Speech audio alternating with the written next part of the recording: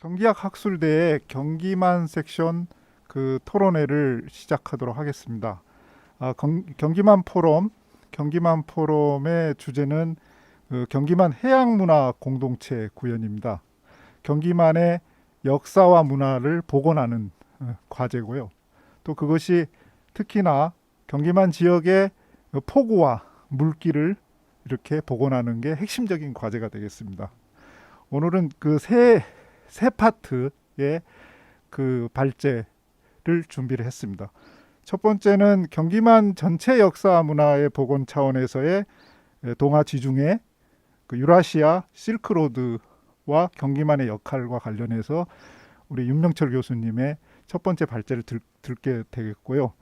두 번째는 화성 연안의 포구 문화와 화성 문화 도시의 발전 과제를 화성의 당성을 중심으로 하는 복원 문제를 우리 박대진 화성 향토사 연구소 소장님을 통해서 듣겠고, 마지막으로는 평택 대진항과 영웅함 이야기를 평택항 국제교류 문화 역사 문화라는 주제로 이상권 평택 섭길추진위원회 교수님을 통해서 듣도록 하겠습니다.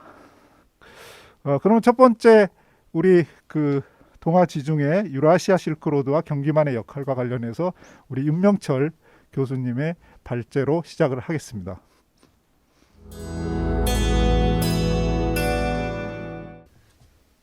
안녕하세요. 동국대학교 윤명철입니다. 오늘 경기학술대의 경기만 분과에서 발표를 맡고 있습니다. 제가 오늘 발표할 내용은 동아지중해 그리고 유라시아 실크로드와 경기만의 위상 및 역할, 이런 제목이 되겠습니다. 여러분들이 아시겠지만은 제목이 다소 어울리지 않는 듯한 느낌도 들어요. 동아지중해 점 찍고 유라시아 실크로드. 그런데 경기만의 위상과 역할을 찾을 때 가능하면 동아지중해를 넘어서 유라시아 전체를 속에서 찾고자 하는 그런 마음에서 이런 제목을 설정했습니다. 이 발표문의 기본 내용은, 핵심 내용은 지금 좌장께서 말씀하셨지만은 경기만의 중심으로 한 해양 공동체 수립을 위해서 여기에 필요한 이론 그리고 역사적 근거를 제가 말씀드리는 겁니다. 이런 식으로 진행을 하는데요. 본문에 들어가면 현대 문명과 황해 정치 경제적 환경을 말씀드리겠습니다. 제가 늘 말씀드렸지 역사는 미래학이거든요. 그래서 왜 오늘날의 해양 공동체가 필요한가? 이러기 위해서는 현재적 관점 아니면 미래적 가치에 관해서 우리가 알 필요가 있습니다. 그래서 본문의 제1장에서는 현대 문명과 황해 정치 경제적 환경을 조금만 살펴보겠습니다. 그리고 이제 세 번째는요, 황해와 경기만의 지리 역사적 환경 분석. 이게 결과적으로 경기만의 전체적인 자연 환경 그리고 역사의 문제가 되겠죠. 그 다음은요, 동아지중해 교통망의 거점인 경기만. 이래서 경기만의 실제적인 역할을 살펴봅니다. 그리고 그 다음에는 유라시아 실크로드 속에서의 경기만의 역사. 그래서 지금 여러분들이 보시는 것처럼 세 번째와 달리 다섯 번째는 유라시아 전체 속에서 보는 거니까 보다 광범위한 시각에서 보는 거겠죠. 그리고 마지막에 정리하겠습니다. 저는 기본적으로 현재 문명에 관해서 어떤 한계를 느끼고 있습니다. 그래서 제가 몇 가지로 정리를 했는데요. 이렇게 현대 문명의 한계를 느끼면서 경기만의 위상과 역할을 찾는 것이고, 그러기 위해서 설정한 것이 동아지중해 모델 그리고 유라시아 실크로드의 허브 역할, 즉 심장론을 제기하는 겁니다. 오늘 기본 주제가 결국은 경기만의 해양 공동체 문제거든요. 그래서 주로 문화, 문명적 관점에서 맞춰서 말씀을 드립니다.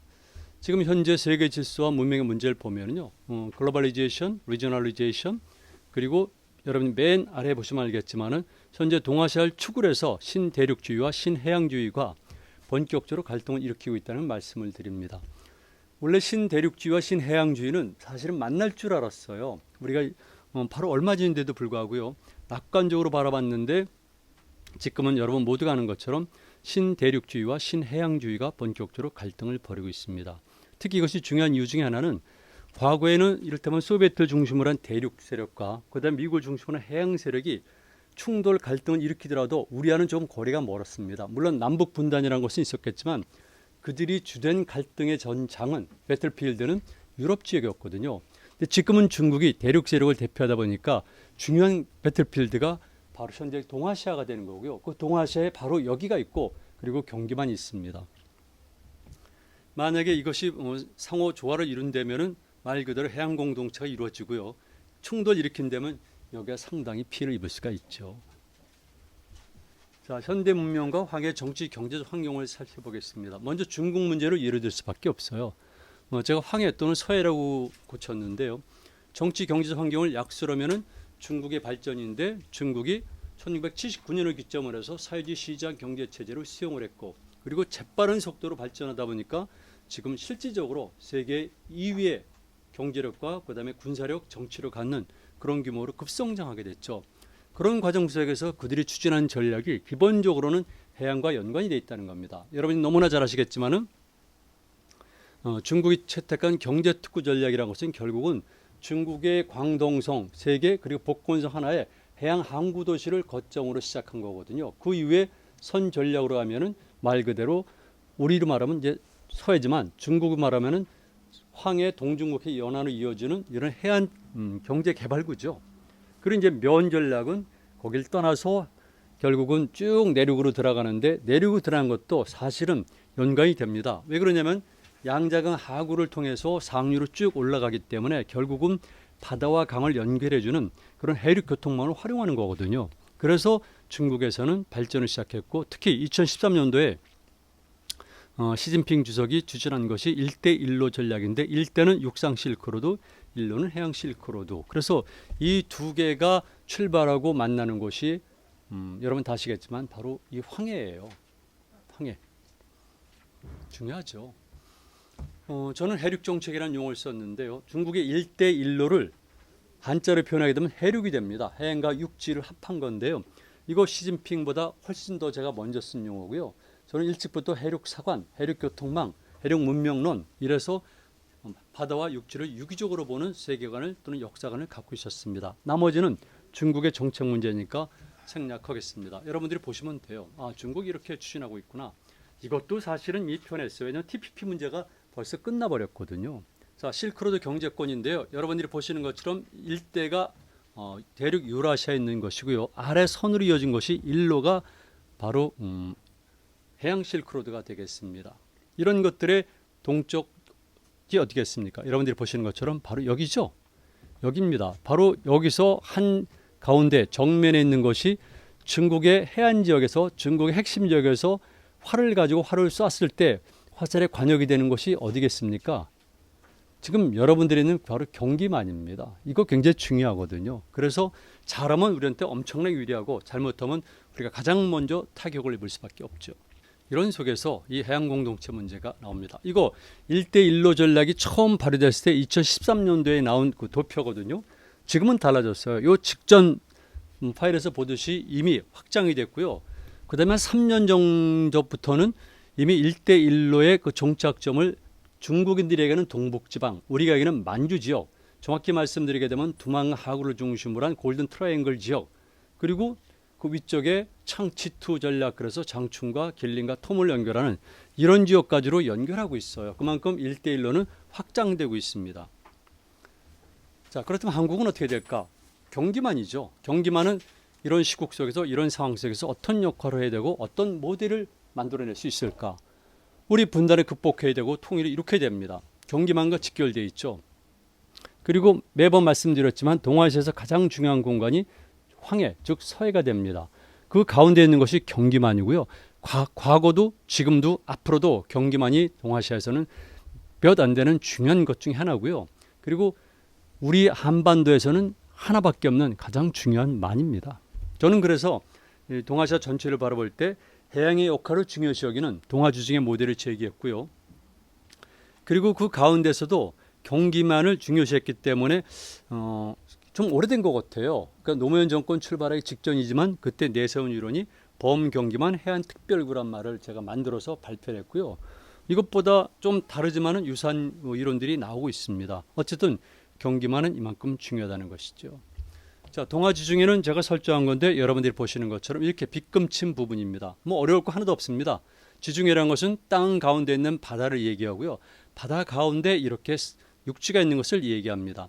전형적인 대륙간 지중해는 아니지만 흔히 말하는 국가 간 지중해가 됩니다. 멀티내셔널 메디테리어니안 씨가 되는 거죠. 보시는 것처럼 끝까지 가게 되면 거의 붙어 있어요. 그리고 이렇게 오키나와를 거쳐가지고 대만 가고 바로 여기가 대만 해협, 복건성 뭐 거의 붙어 있습니다. 이거 육지적 관점에서 보면 굉장히 멀리 떨어져 있다고 생각하는데 그렇지 않아요. 뱃사람들에게 이거는 같은 이어진 선입니다. 당연히 이렇게 봤을 경우에 여기는 하나의 공동체가 될 수가 있고요. 특히 이 지역은 일본 열도가 비교적 후진 지역이었기 때문에 또는 거리가 멀기 때문에 그리고 일본 열도 지역과 중국 지역이 교류할 때는 상당히 항법상으로 어렵기 때문에 실제적으로 해기된 것은 바로 흔히 말하는 황해 지역입니다. 서해 지역이고요. 동중국해 일부 그리고 일본 열도의 관련은 일본 사람들의 주장과는 달리 실제적으로는 조건이라든가 실제적인 빈도, 사례 나타나는 빈도를 보더라도 주로 우리 지역을 거쳐서 일본 열도까지 연결됐다는 겁니다. 당연히 동아지중해 모델을 통해서 볼 경우에는 동아시아는 하나의 공동체가 될 수가 있구나. 그리고 그 가운데서 우리 지역의 역할이 정말 클 수밖에 없구나. 그리고 우리 지역에서도 여러분들이 보시는 것처럼 이렇게 호랑이 아가리처럼 훅 들어간 경기만이 핵심이 되는 거죠. 이유는 있어요. 자, 뭐 간단히 정리했습니다. 지정학적으로, 지경학적으로, 지문화적으로 이렇게 보니까 동아지중해는 이런 식의 특징을 가지고 있다. 실질적으로 그렇습니다. 특히 지경학적 요소를 말씀을 드리는데요. 많은 사람들이 오해를 하고 있어요. 조선조 이전까지 동아지중해에서 특히 우리가 통상히 얘기하는 서해 황해 지역은 매우 경제적 가치가 풍부했고요. 그리고 상호 교류가 활발했습니다. 이런 것들은 뭐 더 이상 논쟁의 여지가 없어요. 우리가 부정하건 안 하건 간에 중국의 사료를 통해서도 얼마든지 증명이 되고요. 그리고 우리는 연구가 덜 됐지만은 중국의 해안 지역을 중심으로 해서 역사 이래 발전됐던 산업, 특히 어업과 무역업 이런 것들을 추적하게 되면은 굉장히 발전했던 걸 알 수가 있는 것이죠. 지문화적 관점, 오래전부터 바다는 그렇습니다. 실질적으로 우리 경기만에 가까운 바닷가에 가까운 평택 지역이라든가 아니면 화성 지역이라든가 인천, 김포 이런 지역의 사람들은 흔히 말해서 백두대간 가까이 춘천이라든가 이런 지역과는 교류가 힘들어요. 그에 반해서 바다 건너 산동 지역이라고는 교류가 훨씬 쉬운 거죠. 그리고 백길은 예상보다 쉽습니다. 육지길은 굉장히 어렵고요. 시간이 많이 걸려요. 그리고 중간중간에 이를테면 도둑이라든가 기타 세력들이 있는데 바다는 그런 게 없거든요. 그래서 바다에 익숙한 사람들에게는 정말 짧은 기간 동안에 하는 거죠. 9세기 초의 기록을 보면은 꼭 24시간 플러스 반이니까 36시간 정도면 가능하고요. 뭐 그 이전에도 마찬가지입니다. 개인적으로는 뗏목 타고 산동성의 끝 성산항이죠. 소정방이 출발한 곳. 여기서 인천까지 오는데 꼭 4박 5일 걸렸거든요. 뗏목으로도. 그러니까 뭐 굉장히 가까운 거죠. 그리고 그런 의미에서 볼 때 지문화적 관점에서 가치가 있다. 앞으로 이런 부분들을 좀 더 추적한다면은 그리고 한국 사람 입장에서는 약간 불쾌할 수가 있는데 마찬가지로 봅니다. 한국의 해안가 중심으로 해서 있었던 많은 성씨들은 사실은 중국 지역에서 건너온 사람들이 많이 있습니다. 이것은 근대 아니면 그 이전도 마찬가지. 근대 마찬가지죠. 인천 화성 지역에 얼마나 근대에 부안말을 가는 시기에 얼마나 많은 중국인들이 들어왔습니까? 그 전에 떠나가지고 선사시대에도 그 지역서부터 많은 사람들이 왔거든요. 그런데 거꾸로 생각하세요. 그들이 왔으면 우리도 가는 겁니다. 그리고 서로 오고 가는 겁니다. 그랬을 경우에 흔히 말하는 중국의 황해안 서쪽 지역이죠. 중국의 해안 지역에는 역시 우리 지역에서 건너간 사람들도 많이 살고 있었다. 예를 들어 보면은 흔히 말하는 산동 지방에 있는 고구려 유민들은 비록 그들이 요소 지방에서 건너왔지만 그런 정적인 주도 세력 외에도 오늘날의 대동강 유역이라든가 경기만 지역에서 건너갔던 고구려 유민들도 있고 백제 유민들이 많이 건너간 겁니다. 그래서 제당 신라인이라고 불려지는 사람들은 실제적으로 신라 사람들이 아니라 통신라란 국명하에 그 명칭이 붙여졌지만은 고구려 유민과 백제 유민 세력이 주도인 것이죠. 그렇다면은 그들뿐만이 아니라 그 이후도 계속해서 건너간 겁니다. 그래서 실질적으로 소해 또는 황해를 사이에 두고 양지역 간의 교류는 활발했다. 이거 앞으로 연구 과제가 됩니다. 저는 잘 모르겠지만은 만약에 후학들이 열심히 한다면은 중국의 해안 지역에서의 많은 자료를 찾게 되면은 한국서 건너간 사람들과 문화와 여러 가지 흔적들이 많이 있을 겁니다. 자, 이런 것을 바탕으로 해서 그렇다면은 역시 동아시아 해안 공동체 공존 공생 공영이 가능하겠구나.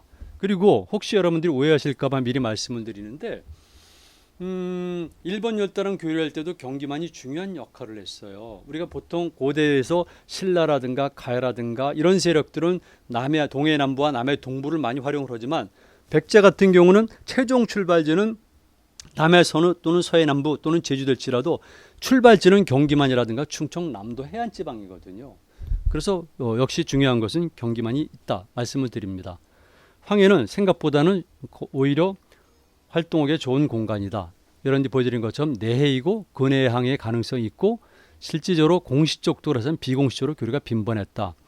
바닷가에서 지금은 어민들이 거의 사라졌기 때문에 이런 경험을 우리가 들을 수가 없지만 바닷가에 사는 어민들은 배 타고 나가면 상대방 쪽의 어민들과 만나는 거거든요. 그래서 얼마든지 교류가 이루어지고요. 생선도 주고받고 물건도 팔고 기술 정보도 얻고 이렇게 기술 같은 교류가 이루어지는 겁니다. 한민족의 강, 이 강이 중요한 이유는 경기만이 중요한 이유 중에 하나는 바닷가에 되어 있지만은 한반도 중부에 있었던 한강을 비롯한 대부분의 조그만 크고 작은 강들이 경기만으로 모여들기 때문에 그 경기만이 중요하다는 겁니다. 보시는 것처럼 이렇게 강으로 되어 있습니다. 한강은 이렇게 사례 기록이 되어 있는데 길이가 481km 이렇게 되지만 유역 면적이 무지하게 넓습니다. 한강 하구 즉 경기만해를 장악하게 되면 한반도의 반을 장악할 수 있을 정도로 경기만이 가진 유역 면적은 넓어요. 한강의 가치는 경제적 가치가 있는데 평야, 교통로의 가치 한반도 중부만이 아니라 실질적으로 한반도 전체의 물리망이 연결되는 것이 경기만이다. 보시면 됩니다. 그 증거들은 이렇게 나와 있고요. 정적 통합이 가능하다. 한강 하구와 경기만을 장악하면 정적으로 통합이 가능한 겁니다. 그래서 주로 경기만이 한강 하구와 경기만을 중심으로 해서 고구려 백제 신라가 쟁패전을 벌이는 것이죠. 보시는 것처럼 경기만에는 이렇게 많은 강들이 몰려들고 있습니다. 자, 해자성림의 부분을 보니까 여러분들이 경기만의 중요성을 알 수가 있죠. 자, 동아지 중에 교통망의 거점인 경기만을 보니까 경기만은 시대별로 국가별로 각각 다르게 사용됐지만 기본적으로 항로로서 매우 중요한 기능을 했었다. 큰 항로는 황해연 근해항로, 즉 다시 말씀드려서 산동반도에서 북상을 해서 유동만을 통해 가지고 다시 한반도의 서해안을 쭉 타고 내려서 일본 열도까지 이어지는 것이 황해연 근해항로. 동중국해 사단항로는 말 그대로 오늘날의 동중국해, 즉 절강성 이남부터 복건성 광동성까지 이어지는 바다에서 출발해서 한반도 서남해안을 거쳐가지고 경기만까지 들어오는 항로, 이것이 동중국해 사단항로입니다. 이런 것들이 전부 다 경기만으로 모여들고 있어요. 보시죠. 그리고 황해 중부 횡단항로, 여러분 위에서 보셔야 될 거는요. 황해 중부 횡단항로는 적어도 항법상 그리고 항구 조건을 고려할 때 이렇게 두 개로 나누어진다는 겁니다. 고려시대 때 국제항로들 보니까 경기만으로 직결되고 있습니다. 자, 마지막 장인데요.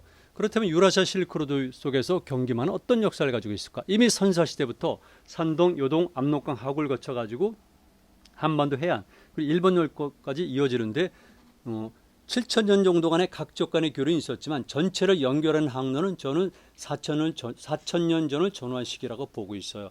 제 학술적인 견해니까 여기서는 이의를 제기하면 그건 얼마든지 답변할 수가 있죠. 그 증거들이 몇 가지가 있는데 그중에 고인들을 비롯한 등등. 그리고 고조선 시대 때도 당연히 있습니다. 이때 고조선의 위치는 BC 저는 12세기 최소한도 BC 12세기부터 그다음 우리가 얘기하는 BC 2, 3세기까지를 같이 보고 있습니다. 당연히 고조선에서도 전체를 연결하는 교통망이 있었고 교류가 활발했었죠. 제가 그냥 넘어가지만 중국 쪽에서는 이미 춘추전국 시대부터 이렇게 교류가 활발했고요.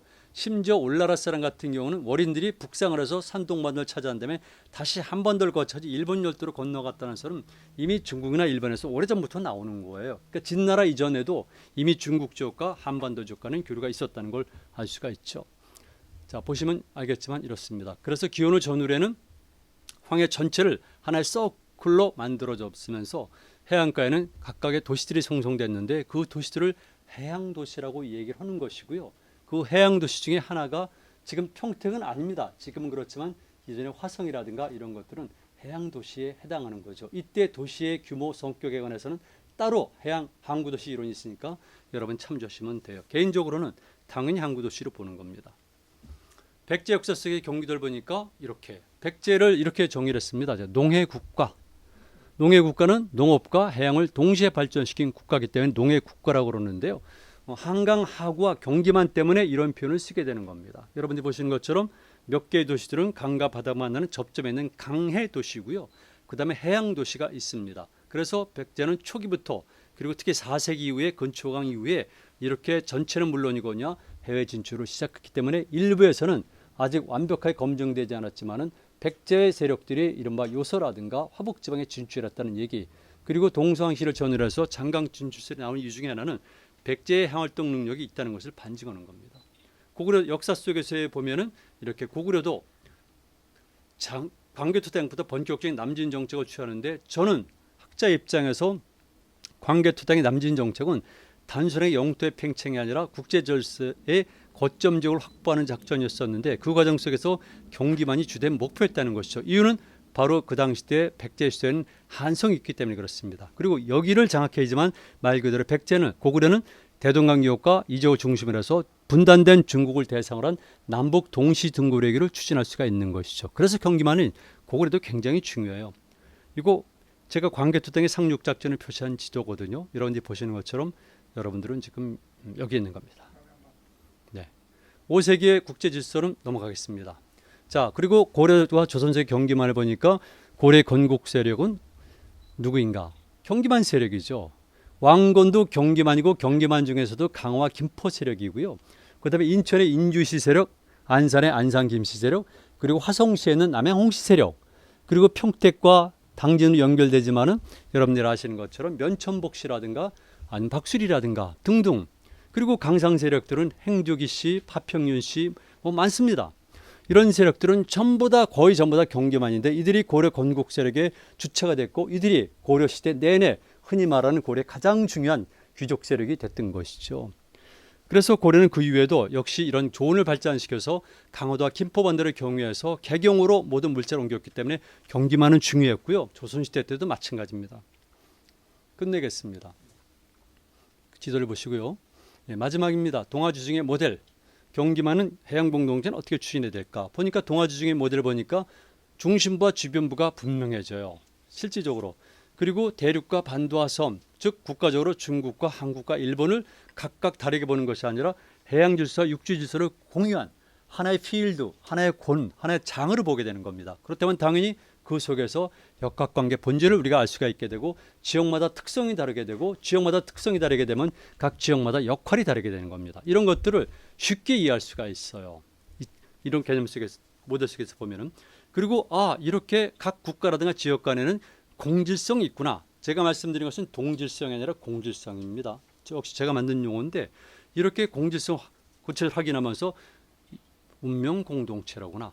저는 개인적으로 중국과 일본과 한국이 지금은 첨예하게 갈등과 또는 충돌까지 있지만 궁극적으로는 하나의 공동체가 된다고 봅니다. 그것이 오랜 시간이 걸려서 정치 공동체가 되겠지만 그 중간 단계로서 빠른 시간 안에 공동체적 성격을 띄울 수밖에 없어요. 이거는 문명의 문제이기 때문에 정치와는 또 다른 것입니다. 그래서 지리문화적으로 문화의 공유 범위가 넓었는데요. 첫 번째 샤머니즘, 그다음에 유교, 발전된 성리학이 되겠죠. 불교, 정치 제도, 경제 양식, 한자, 생활 습관, 그리고 일부 지역에서 종족권의 유사성, 이런 것들이 거의 유사하기 때문에 물론 우리는 각각의 차별성과 특화를 주장할 수 있지만 주변 세계에서 볼 때는 거의 유사한 겁니다. 그래서 하나의 문화 공동체를 보기도 했는데, 이것이 중국 중심으로 해석하게 되면 다소 불쾌하지만 실질적으로 한국 지역, 중국 지역, 일본 지역은 상당히 문화의 공유, 공질 범위가 넓기 때문에 추후에 문화 공동체를 설정할 가능성도 크다는 겁니다.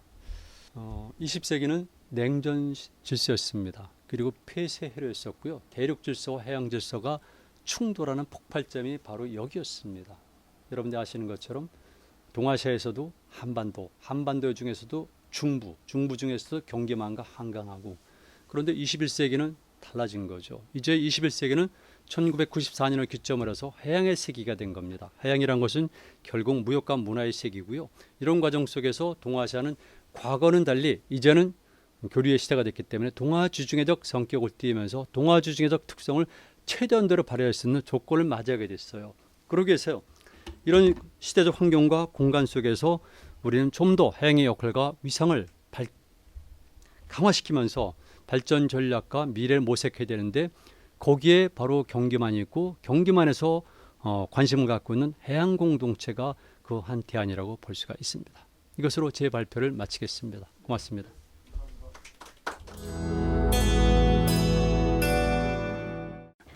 안녕하십니까. 저는 화성에 살며 화성 향토역사문화연구소를 운영하는 박대진입니다. 시간이 길지 않은 관계로 요약해서 세 가지 포인트로 말씀을 드리고자 합니다. 자, 오늘의 제목을 고대 한류의 출구 당성과 화량진이라고 이렇게 말씀을 드리고 싶습니다. 저는 20여 년 전 1700년대 말에 발행된 남양읍지라는 책에서 단서를 받았습니다. 거기에 남양읍지에 화량진성 안에 남정자가 있다 이렇게 기록이 되어 있어요. 또한 아울러서 화량진성 내에 능수도라는 섬이 있는데 대석에 능수도라고 쓰여 있다. 이런 기록을 발견하게 됩니다. 그래서 저는 능수도를 찾게 되죠. 이미 화량진성 내 남정자는 자연 훼손되어서 또 화량진성이 고려시대 조선시대까지는 경기 좌도 수용이 존재했던 지역이었기 때문에, 그러나 조선시대 이후에는 어떤 용도가 쓰여지질 않았던 것이죠. 그래서 능수도를 찾다 보니까 지도상에 표기가 안 되어 있어요. 해서 그 화량진성 주변에 마산수로에 존재하는 섬들을 찾다 보니까 딱섬이라고 두 개가 명기가 되어 있어요. 하나는 작은 딱섬, 하나는 큰 딱섬. 그런데 그 큰 딱섬에 붙어 있는 지름 20m에 높이 10m 이하의 작은 암초가 있는데 단일 암초예요. 시루떡을 엎어놓은 듯이 그런 위가 평평한 섬이었어요. 그런데 그 주변의 큰 섬은 딱섬이라는 불편한 이름을 갖고 있지만 이 능수도는 아주 작은 암초임에도 불구하고 자기 독특한 이름을 갖고 있더라는 얘기죠. 이 사진의 섬이 능수도입니다. 그래서 능수도의 한자를 찾기 시작을 했죠. 비단 능자에 나무 숫자이거나 수놓을 숫자를 쓰더란 얘기예요. 이보다 모섬이 될 수 있는 딱섬은 한자 이름이 없습니다. 그런데 요 섬만 독특하게. 그래서 이곳이 그 지와리 습지에 요 능수도가 있고요. 그래서 요 주변으로 딱섬이라는 섬이 있고 그 너머에 화량진성이 있습니다. 자, 이 능수도를 이야기하기에 앞서서 이 당성의 배후로서 또 바다로 나아가는 전초 기지로서 은스포구가 있습니다. 은스포는 고구려 영유왕 때 중국에서 남양홍씨가 도래하는 건너오는 그 최초의 발을 디딘 곳이 은스포라고 합니다. 해서 남양홍씨들은 이 은스포 당성 밑에 있는 바닷가를 자기네 성씨들의 최초 도래지로 각종 문헌에 기록을 하고 있다라는 겁니다. 그래서 이 능수도를 품고 있는 화량진성은 당성을 배후하는 경기 좌도 수영으로서 중요하지만 배를 타고 서역으로 출발하는 기점이라는 거죠. 우리가 흔히 은수포 이렇게 얘기할 수 있습니다만 통일 신라 시대 이후에는 이 은수포는 역시 갯벌이 얕아서 포구 기능이 부적절했을 겁니다. 해서 바로 2, 3km 건너편에 마산수로변에 있는 이 화량진성을 구축을 하고 이 서해 경기만 연안의 어떤 해로 통제와 또 왜구들의 고려시대 말기 이후에는 왜구들을 통제하기 위해서 이 경기 수영을 운영을 하게 됩니다. 그래서 이 당성을 통해서 출항하는 출발지가 능수도다, 화량진 성이다 해서 저는 고대 한류의 출구로서 당성과 화량진성을 여러분들께 말씀드리는 겁니다. 이 바닷가이기 때문에 이렇게 노을이라든지 이렇게 수변이 있어서 굉장한 관광 자원이 될 수 있다라는 것도 곁들여서 말씀을 드리고요. 자, 이렇게 보시면은 요 능수도이고 이렇게 습지가 조성이 되어 있습니다. 자, 당성에 대해서는 뭐 여러 가지로 말씀을 드리지 않아도 되겠습니다만, 그래서 화량진성은 요 사진을 좀 작게 가져왔는데 이렇게 완전히 기록에는 고구려 시대에 축성된 거다라고 이렇게 하고 있습니다만 해안가에 자연석을 이렇게 주워다가 축성을 하였습니다. 그래서 많이 무너져 있습니다만 아직까지, 그러나 우리나라의 문화재 인식이 최근에 3년 전에서야 경기도 문화재로 지정을 했어요.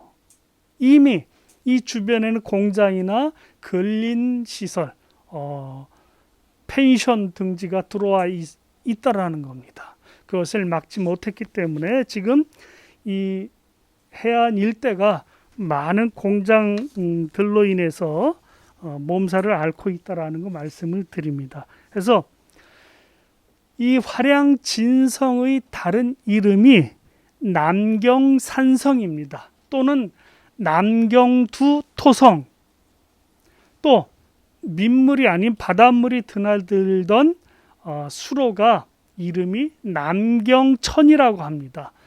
남경천이라는 것은 반드시 이 남경천을 통해야 남경으로 갈 수 있었다라는 거죠. 그래서 남경두토성은 남경으로 가는 머리에 있는 성이다라는 개념입니다. 그런데 우리는 이런 남경이라든지 남정자라든지 이런 거에 대해서 그간 소홀히 했던 것이죠. 그런데 제가 이 능수도 남정자 남경이라는 이 곳에 착안을 해서 단서를 하나 찾아내고자 했습니다. 그래서 당나라 도연명은 하백이라는 시에서 송군 남포라는 시를 짓습니다. 동쪽으로 가서 남포에서 이별을 했다 해서 그 이후 시대 사람들은 모두 이별의 장소를 북포이건 동포이건 서포이건 남포라고 기록을 하는 겁니다. 그래서 고려 시대 때 정지상 역시 송군 남포라고 송인이라는 시에서 기록을 하고 있는 것이죠. 그래서 이 능수도와 남정자, 남경산성이라는 이름이 주는 지역명의 특별성을 소개해 올리는 겁니다. 그래서 그 남경성이나 화량진성이 갖고 있는 이런 독특한 지역성을 우리가 재인식해야 되지 않을까 생각을 합니다. 자, 여기 사진을 하나, 각시당이라는 암초에 바닷가에, 그런데 수자원공사가 금년 2월 달에 도로변에 가림막을 하고 지워버렸습니다. 이 각시당은 바닷가에 젊은 부부가 살았는데 남자는 바다에 가서 어로를 하고 부인은 집에서 길쌈을 하다가 남편이 돌아올 시간이 되면 부인이 이 각시당이라는 작은 암초성까지 와서 남자와 남편과 다시 귀가를 하는 그런 상황인데 어느 날 갑자기 모진 광풍이 몰아치더니 이 각시가 나와 있는 이 섬에서 각시는 그만 죽음을 맞게 되었습니다. 여차저차해서 남편은 오랜 시간 뒤에 돌아왔지만 부인은 이미 귀신이 되었던 것이죠. 그래서 지역 사람들은 이 각시당을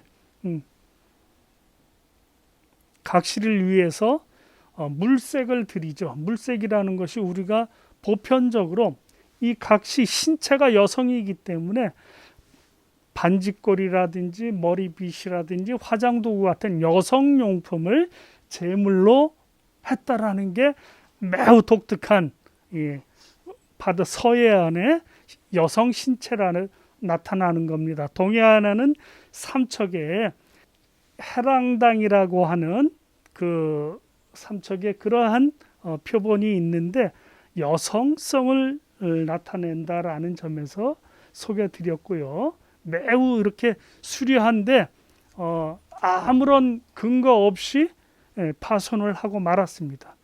자, 요 사진이 지와리에 있는 할미바위인데요. 아마 이 할미바위에 대한 공식적인 사진을 전혀 없습니다. 요 사진이 두 개인데요. 서로 닮은 듯 두 개의 모형이 이렇게 서로 끌어안고 있는 것처럼 돼 있어요. 이 섬의 설화 역시 바닷가에 할아버지와 할머니가 살았고, 할아버지는 바닷일을 했고, 할머니는 할아버지가 돌아올 때를 기다려서 바닷가 언덕에 나아가서 기다렸는데, 어느 날 바닷가에 나와 있는 할머니를 모진 비바람이 바위를 만들었어요. 하나의 바위를. 그래서 할아버지가 구사일생 돌아와서 보니 할머니가 바위가 되었다더라. 그래서 할아버지가 가서 할머니 바위를 끌어안자 할아버지도 역시 바위가 되었다라는 요 설화의 유형은 태안에 가면 꼭지바위 설화하고 갈래를 같이 합니다. 그래서 두 개의 바위가 붙어 있는 듯 그래서 사람 키보다 훨씬 큰 이런 색깔이 하얀 차돌입니다. 아주 독특하죠. 그런데 더욱 중요한 것은 요 할미바위 뒤쪽에 5m 거리에 자연 용추라는 용천수가 있었어요. 그런데 이 시와호 조선공사 이후에 이 할미바위를 깨워버렸어요. 길을 내버리고 말았어요. 그리고 그 용천수는 지역 사람들이 농용수를 확보한다는 차원에서 지하수를 용천수를 파헤쳤습니다. 지금 우리가 그것을 그대로 갖고 있다면 엄청난 자원의 보고였는데 이러한 것들이 단속 없이 전혀 지켜지지 않았다라는 것을 여러분들에게 말씀드립니다. 자, 맺음으로서 저는 지금은 내륙 수면이 된 이 지역을 우리가 서역으로 나아가는 실크로드의 기점, 모점이다. 당성과 서역을 연결하는 그 출발지로서 이 화량진성과 남정자 능수대를 기억해야 한다라는 거죠.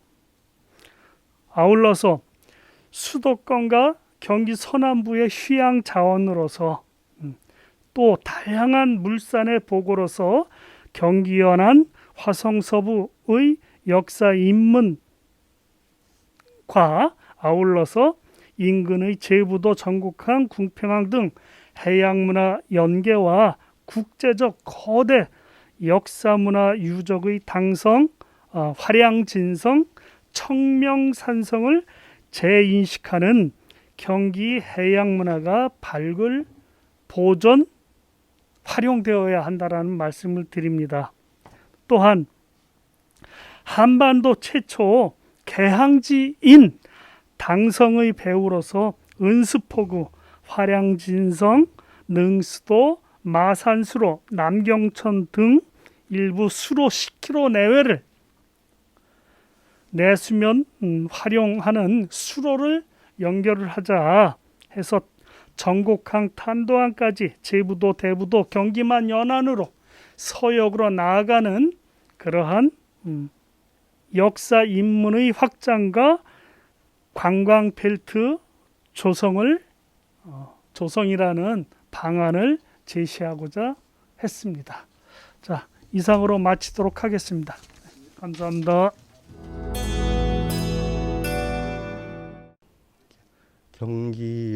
경기학회에서 평택 지역의 대진과 영암에 관해서 이야기를 하게 된 평택 석길 추진위원회의 이상권이라고 합니다. 조금 생뚱맞아 보일 수도 있는 지역사 부분인데, 이번 경기만 학회의 주제가 해양 문화 공동체라고 하는 관점에서 봤을 적엔 화성의 당성과 평택에서도 내포 문화권에 연결되어 있는 평택항이라고 지금 이야기를 하지만, 예전에는 아산만 일대 생활권역이었거든요. 그 아산만 일대 생활권역에 바다에 노출된 표식 또는 등대 개념으로 평택항 아산만 입구에 있는 영웅암이라는 것이 있습니다. 아직도 흔적이 남아 있기에 다행히 이것과 중국과 연결되던 또는 당진 서산과 연결되던 대진항에 대한 이야기가 평택 지역에서는 늘 있어 왔는데, 한 번 더 정리해서 이야기를 하자라는 의견을 모아서 이번 몇 가지 이야기를 끌어내서 한번 정리를 해 보았습니다. 마침 이번 발표하는 글은 역사 논문이 아닙니다.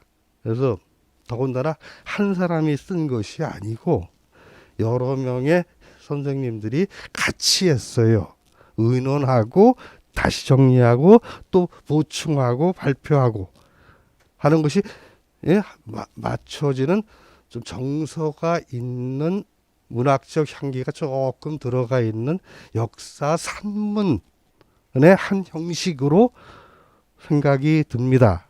근데 지역사 부분에서도 이런 부분도 필요할 거다라는 생각도 들어요.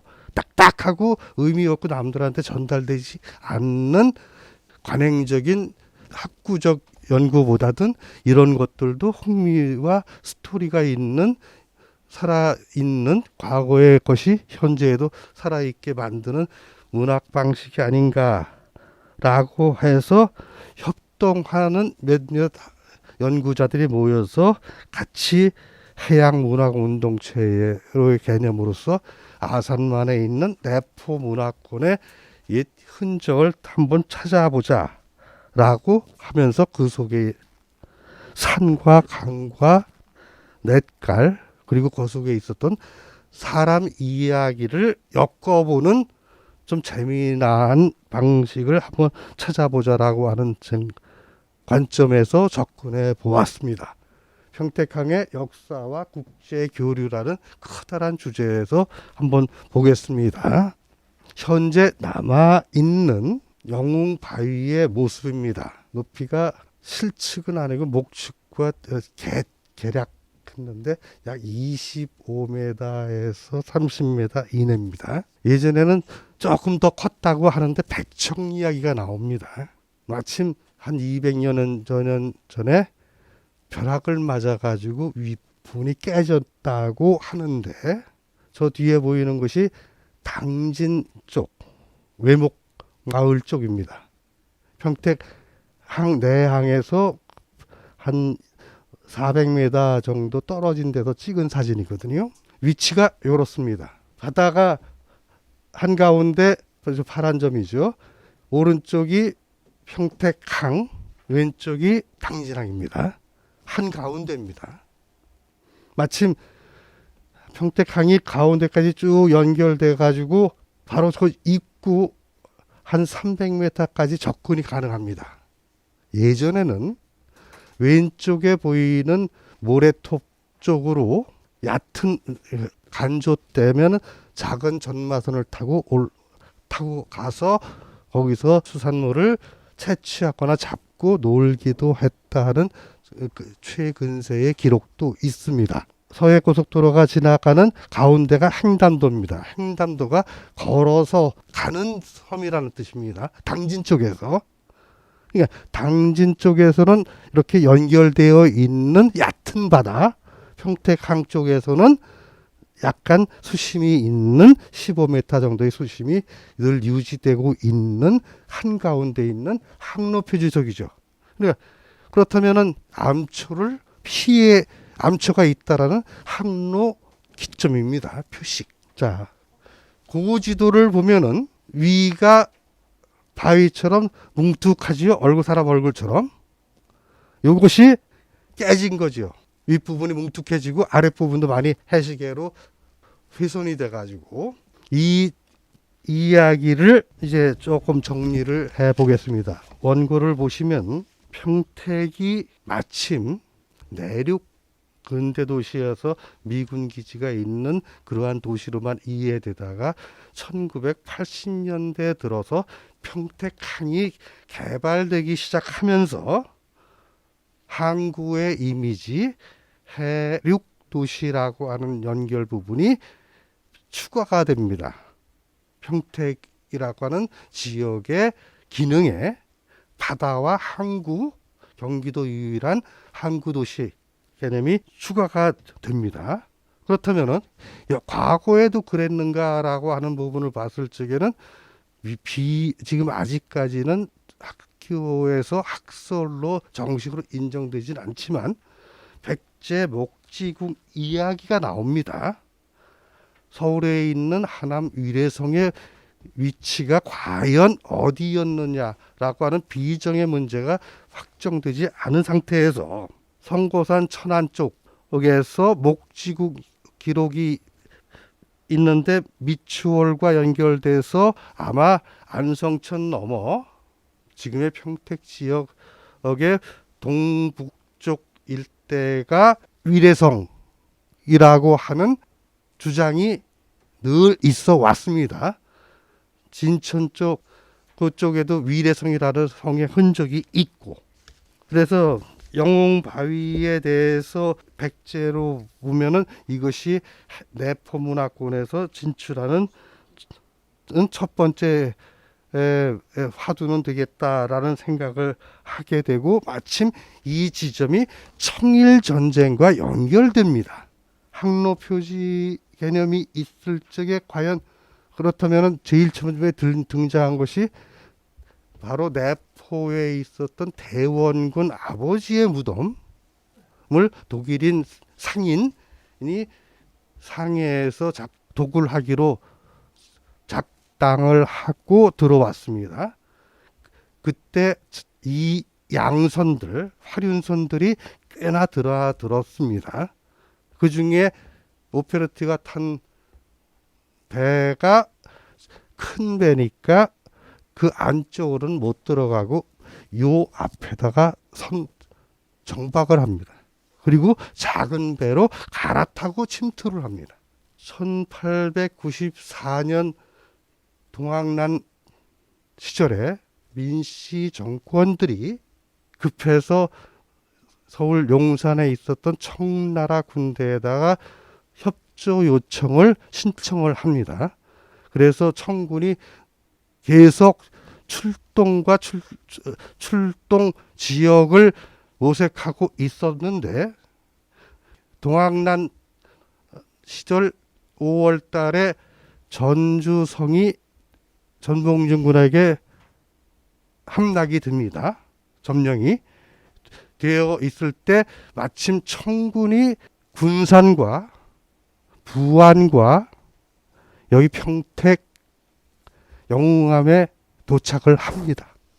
본진인지 선발대인지는 아직 구분이 덜 돼 있지만 일부 약 500에서 1000명씩의 군인들이 내려왔다는 기록이 나타납니다. 그래서 28페이지에 보시면은 1894년 6월 6일이 일본 영사의 보고서에 나타나는데, 이것은 보고일이고 실제로 청나라 군인들이 진입한 것은 5월 달입니다. 그런 자료가 나옵니다. 근데 여기가 여흥함 또는 글자가 틀려서 합옹암, 영웅암, 영옹암이라고 하는 한자 표기가 나옵니다. 아마 그 이전에도 약간의 중요성이 있어가지고 택리지의 이번에도 영웅암이 표시가 되거든요. 어떤 내륙 수로로 연결되는 해양과 연결되는 중요 기점 표시가 아니었을까라고 생각이 듭니다. 28페이지 보시면 영화 고지도 위치에 대해서 택당 이식 선생이 쓴 시가 나오는데 이런 생각이 들었습니다. 택당 이식 선생이 전국을 돌아다니진 않았을 거다. 아무데나 가진 않았을 거다. 최소한 명승지나 일이나 공사적인 어떤 공적이든 사적이든 일과 또는 지역 연고가 집안과 연고가 있어야만 그 지역을 지나가고 기록을 남기지. 해서 석고정과 권근 관계도 한번 찾아봤더니 지역 연고가 나옵니다. 그 지역에 어떠한 세력과 처갓집이든 자기의 농장이 있든 그러한 지역 경제적 또는 인물 교류 관계에 연고가 있을 때 나오는 글들이겠구나라고 생각이 들었습니다. 그래서 여기는 영공이라고 하는데 끝에 부분이 오랑캐 평정하고 민생 안정시킬 거라고 해석이 조금 오버를 한 것 같은데 이런 것까지도 조금 더 제대로 찾아봐야 되지 않냐라는 생각이 듭니다. 거인이 우뚝 서서 하늘을 떠받친다라고 표현했습니다. 하늘을 떠받친다. 천지인 개념으로도 연결할 수가 있는 표현이 아니겠는가. 마침 이 부분이 아산대진, 면천대진 이런 표현도 나오거든요. 그러니까 같은 생활권이고 같은 항구다라고 하는 넓은 광역의 의미에서 대진이라고 부르지 않았나.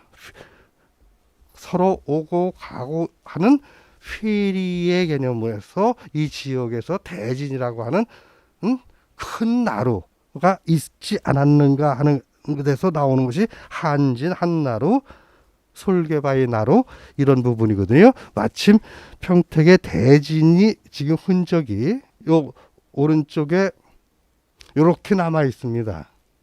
대진항 항구의 바로 언덕 뒤거든요.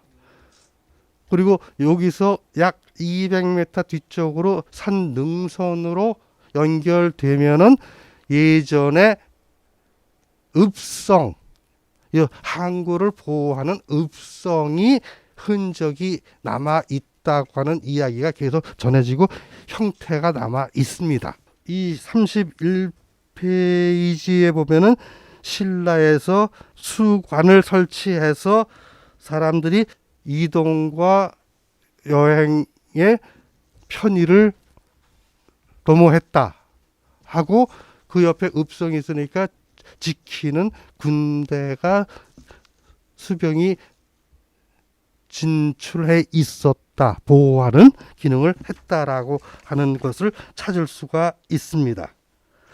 대진에 대한 이야기가 아산만이다 라고 하는 부분이 나오고 60페이지요.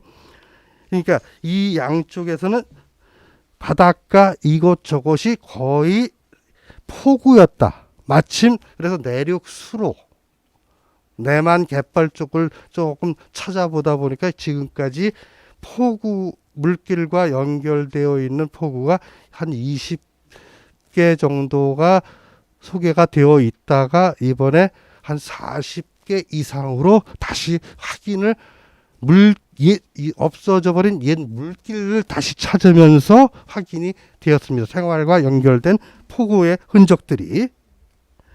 그래서 이것은 조금 더 물길과 연결되어 있는, 지금은 내륙 도로로만 연결되어 있어서 물동량이나 생활이 연결이 안 되어 있지만 1세기 이상 그렇게 지속되어 왔지만 그 이전에 2000년간을 이어온 고구려 백제 신라 시대의 이야기들이 같이 연결되면은 이것이 필요할 거다라고 하는 가정하에서 찾아보니까 많은 흔적이 아직도 남아 있습니다. 좀 늦긴 했지만 조금 더 찾아보려고 평택석길팀에서 생각을 하고 노력을 하고 있습니다. 대지는 더군다나 원효 의상과 관련해서 화성의 당성과 같이 연결되어 있는 지역이거든요. 문물 교류의 흔적들이니까 중국의 산동 등주나 명주, 명파하고 연결되는 내륙 윤 선생님이 동아시아지 중에 이 개념으로 볼 적에는 다시 한번 고려시대사 이전부터 더 찾아봐야 되지 않느냐라는 생각이 들었습니다. 마지막으로 대진과 영웅함에 대한 기록이 지봉유술에서도 찾아보니까 나오는데 경기와 충청도 사이다. 중간에 큰 돌도 있다. 배가 부딪히면 부서진다. 세속적의 종교적인 의미도 부여되어 있어 영공이라 부른다. 영험스러운 어떤 상징이 아니겠느냐.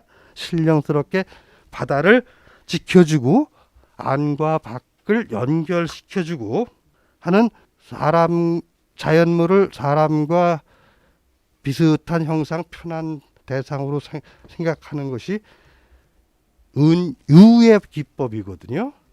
은유, 메타포가 인간이 자연물과 가깝게 지내려고 하는, 친근하게 지내려고 하는 기본 심성입니다. 인류학적 기본 전제, 문명의 기본 논리, 이런 것으로 봤을 적에 이 영웅암이 다시 한번 경기만에서 또는 서로 교류와 소통, 화해하는 평화의 바다로 나가는 21세기 문명 문화에서 중요한 위치를 찾는 날이 필요할 수도 있겠다라는 뜻에서 여러 사람이 끝으로 사라졌지만 없어지진 않는다. 앞으로도 더 기억하자.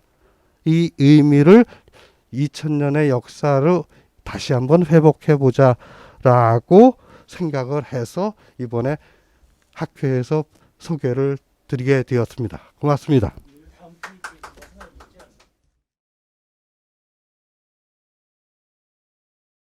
오늘 경기만 해양 공동체 구현 과제라는 주제로 특별히 화성과 그다음에 평택 지역에 대한 포구와 물길을 중심으로 하는 역사문화 복원의 문제에 대해서 같이 살펴봤습니다. 화성 쪽에는 당성, 그리고 평택 쪽에는 그 대진으로 이렇게 표현되는 그 역사문화의 어떤 그 거점으로서의 흐름들을 살펴보면서 특별히 화성에 있어서의 그 능수도라고 하는 그 장소, 그 다음에 그 어떤 상징적 어떤 그런 가치와 그 다음에 평택의 우리 그 영웅함, 대진항의 중심에 서 있는 영웅함이라고 하는 또 그 장소와 상징적 흐름들을 함께 살펴봤습니다.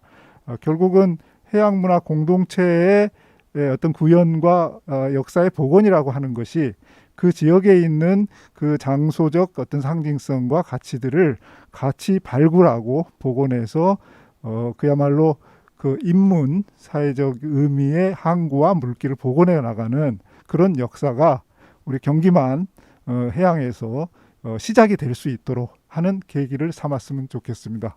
오늘 함께 하셨던 분들 감사드리고 앞으로 더 열심히 같이 일을 할 수 있는 계기가 되었으면 좋겠습니다. 예, 감사합니다. 제가 몇 가지 말씀을 드리겠습니다.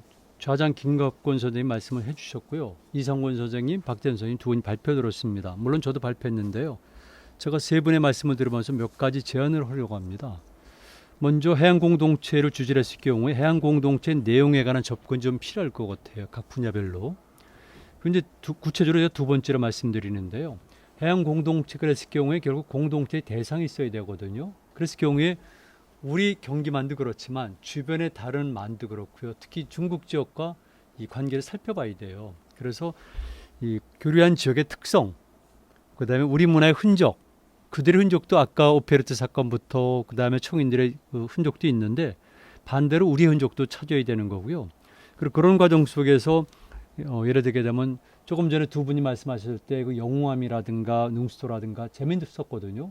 근데 그와 유사한 것들이 있을 수가 있고요. 그리고 그 바위에 왔던 사람들은 분명히 외국 사람도 있었어요. 그러니까 이런 것들도 관련시켜서 찾아보면 좋겠다는 말씀 드립니다. 음식에 문제가 있는데요. 해양 공동체 그랬을 경우에 중국이 대한 지역, 이를테면 산동바대 둥지부터 시작해서 그다음에 성산, 그리고 이제 쭉 내려가게 되면 밀주라는 곳이 있어요. 고려 전개는 주로 밀주였다가 후기로 내려가면서 영포로 넘어가는데 광주에 이르기까지 아마 많은 것들이 있으니까 그런 것들을 찾으면은 앞으로 경기만 포럼에서 주요한 연구 과제가 될 것 같고요. 해외 답사도 필요하다고 봅니다. 그보다 하나 더. 그 해양 문화잖아요. 해양 공동체. 그랬을 경우에 가장 핵심이 되는 것은 해양 기술이에요. 테크놀로지인데 그중에서도 일반인들은 어업 기술이거든요. 어업 도구라든가 기술이 유사성이 많아요. 왜냐하면 거의 유사한 환경에다가 서로 교류하고 그다음에 어민들은 일종의 해양 공동체예요. 그러다 보니까 이런 것들을 찾게 되면 훨씬 더 설득력이 있을 것 같고 마지막 세 번째 제안입니다. 세 번째 제안은 지금 두 분이 그 두 개의 일단 암초를 얘기했잖아요. 그리고 이제 또 하나 솔개바위도 얘기를 했었는데 이런 것들이 막 40여 개의 물길을 찾았다면은 포구를 찾았다면은 그 포구마다 사실은 이런 게 다 있었던 거예요. 곳이라든가 아니 앞에 섬이 있었는데 암초가 있었는데 이런 것들을 좀 더 찾아서 일단 발굴해서 기록하는 것도 중요하고 이 암초 전체를 연결하거나 아니면 포구를 연결하는 이 섭길과 또 다르게 이런 것도 필요하지 않을까. 그리고 제 개인적인 생각인데요. 이렇게 중요한 그 포구가 있으면은요 앞에 암초도 있고 암초가 있어야 돼요. 그래야 포구가 좋아요. 막아야 되니까 물길도 안정시키고 적으로부터 시야도 확보할 수가 있으니까. 그리고 그런데 반드시 있게 마련한 것이 창고예요. 창고인데 우리가 일반적으로는 물류창고 말고요. 이것도 있어요. 얼음창고. 물건들을 보관해야 되거든. 특히 생선이라든가 이런 것들은 반드시 보관해야 되는데 빙고가 있어야 돼요. 그 빙고는 동굴을 깊게 파서 만드는 것도 있지만 아니면 진짜 얼음을 넣는 경우도 있고 그런데 제가 아는 바로 그리고 경기도 김포에서 제가 찾은 것 중에 하나는 깊게 파는 거죠. 동굴을 깊게 파가지고 거기다가 물건을 저장해 놓은 거예요. 이런 것들을 찾게 되면은 일단 해양 공동체 어문화를 이해하는 데도 도움이 되고 그런 걸 발견해 가지고 찾다 보면은 뭔가 나올 수가 있어요. 이왕 하시는 김에 이런 것도 했으면 좋겠다. 이렇게 제안을 합니다.